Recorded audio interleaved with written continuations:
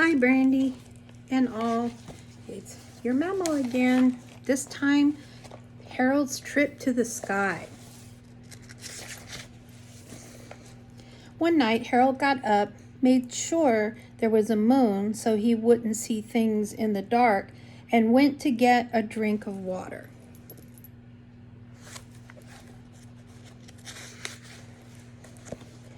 He wondered about the things people see in the dark and where they came from.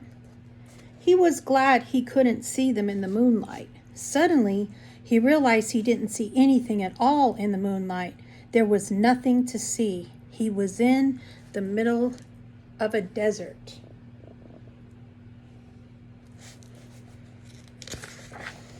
No wonder he was so thirsty, but luckily he brought his purple crayon, and he knew where to find water on a desert.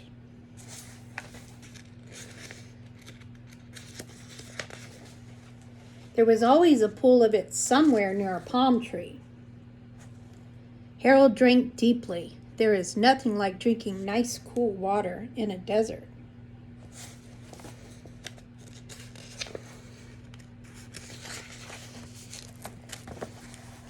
But there isn't much else to do on a desert, Harold realized as he looked around, except maybe play in the sand.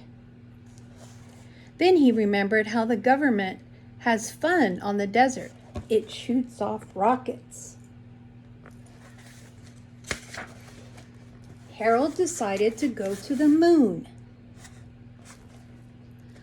On a good fast rocket, he figured he could get there and back in time for breakfast.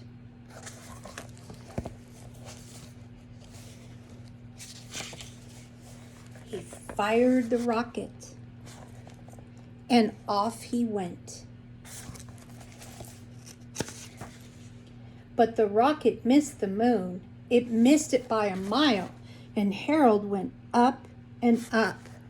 Up and up he went into the dark.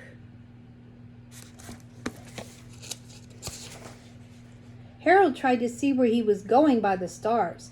He tried planets and comets. What he really needed to light his way was another moon.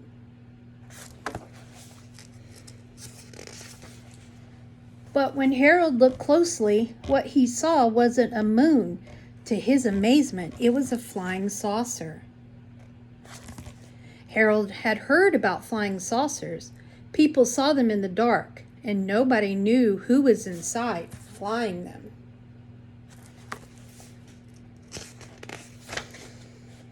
He decided he better land his rocket right away. He landed it with a bump on the bottom of a strange planet.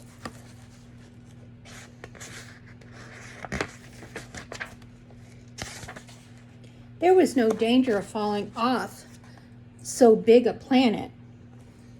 However, Harold thought he would feel a little more comfortable at the top.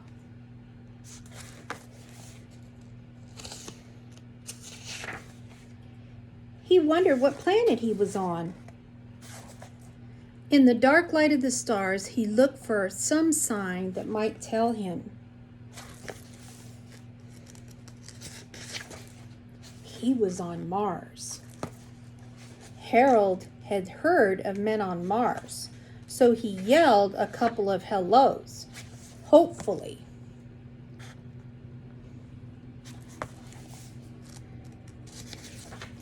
He thought of a flying saucer out there. He thought of things people see in the dark. He felt a great need for company.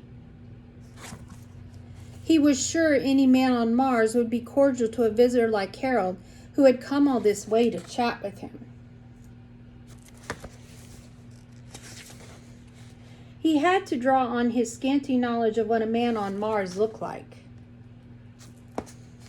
But his looks wouldn't matter in the dark, so Harold didn't care much what he turned out to look like.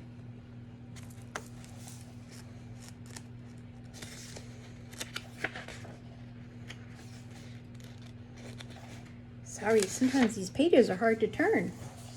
All Harold wanted to know was there was some sort of friendly face close by, even if he couldn't clearly see in the dark. Then, all of a sudden, Harold did see it clearly. It was the face of a thing. It was a thing people see in the dark, and it was sitting in a flying saucer. Harold ran. Then he thought and stopped. Probably the thing was about to fly to Earth and scare somebody, maybe some little child. Bravely, Harold crept back. He approached on tiptoe so the thing wouldn't hear him, and he reached out with his purple crayon. And he put a completely damaging crack in the flying saucer.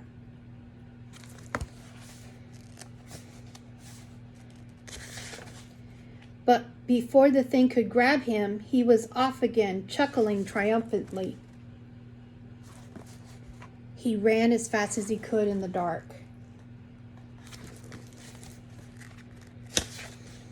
Happily, most of the way was downhill. He hoped he wouldn't fall head over heels. He arrived safely, heels overhead, at the bottom of Mars where the rocket was. But by the time Harold had had enough of an adventure, he wanted to get home in a dependable way. So he climbed down on the stars. It was sure but slow, and the points of the stars hurt his feet. Harold wished he were home. He recalled that the best way to wish is on a great big shooting star. Instead of wishing, it occurred to him at the last moment to jump aboard. He shot right down to Earth, where he made a neat 2-point landing. He hadn't passed the moon on the way, and he wondered what happened to it. It wasn't anywhere around. Then he realized the night was just about gone, and it was time for the sun to come up. He was hungry. The sun appeared right on time. It came up big and bright. Harold remarked that it was going to be a nice day. Nobody was ever bothered by flying saucers and things in the sunshine. But for a startled moment, he thought he saw a flying saucer. It was on the horizon, looking as if it just came to land. He was mistaken. It wasn't a saucer. It was an oatmeal bowl.